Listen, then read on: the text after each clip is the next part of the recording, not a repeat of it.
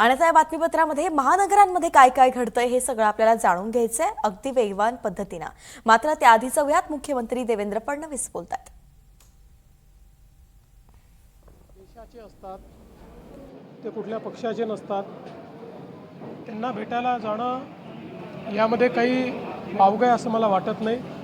मी देखील मुख्यमंत्री आहे, अनेक विरोधी पक्षाचे लोक मला भेटत असतात, त्यांची कामं सांगत असतात। त्यामुळे मला असं वाटतं की कुठल्याही वेगळ्या दृष्टीने याच्याकडे पाहण्याचं कारण नाही आहे। ते त्या ठिकाणी गेले आहेत, ही अतिशय किंवा जाणार असतील तर अतिशय चांगली गोष्ट आहे। बिलांना समर्थन देण्याची तयारी आहे का? काही जे संभाजीनगरमध्ये येत आहे, सगळे नेते पण आंदोलनाचे नेतृत्व हे संभाजीनगरमध्ये येत आहे।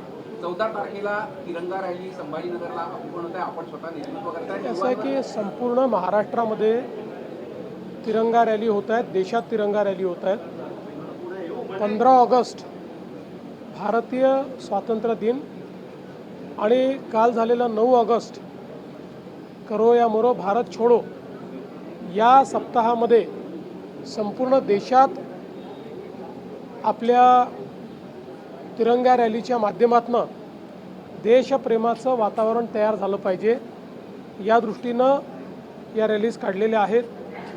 आज मुंबईच्या रॅलीमध्ये मी जाणार आहे, उद्या पुण्याच्या रॅलीत जाणार आहे आणि 14 तारखेला छत्रपती संभाजीनगरच्या रॅलीत मी जाणार आहे। गडचिरोलीचे पालकमंत्री आहात तुम्ही, तिथे 3 विद्यार्थ्यांचा खासगी आश्रमशाळेत मृत्यू झालेला आहे, चौकशी केली जाईल का? गंभीर प्रकरण आहे। सर्पदंशाने मृत्यू झालेला आहे अशी बातमी मलाही मिळालेली आहे।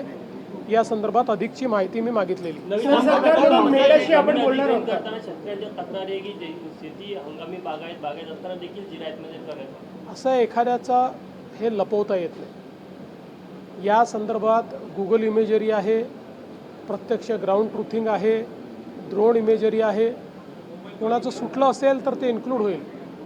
कोणी जर त्या ठिकाणी अनावश्यक क्लेम करत असेल तर मात्र त्या संदर्भात भरपूर पुरावे असल्यामुळे त्या पुराव्यांच्या आधारावर निर्णय घेतला जातो। काफी हंगामा हो रहा है, कांग्रेस ने उसे एंटी क्रिश्चियन बताया।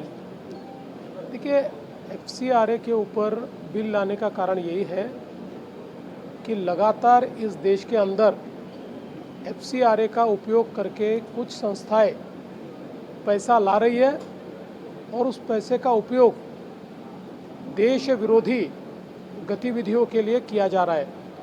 जो अच्छा काम करते हैं उनके लिए इस बिल में कोई अड़चन नहीं है, कोई तकलीफ नहीं है।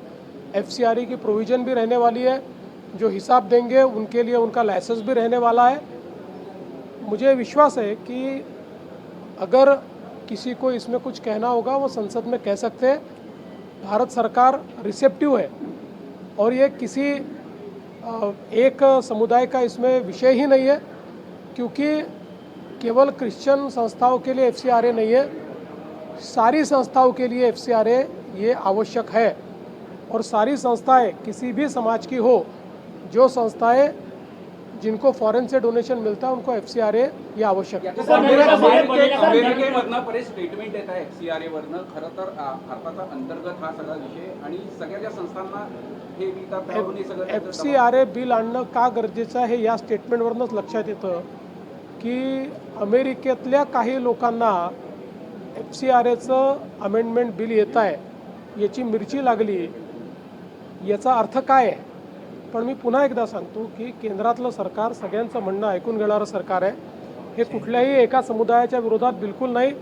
सगळ्या समुदायांना, कोणालाही कुठल्याही संस्थेला परदेशातनं डोनेशन घ्यायचं असेल तर FCRAची मान्यता घ्यावी।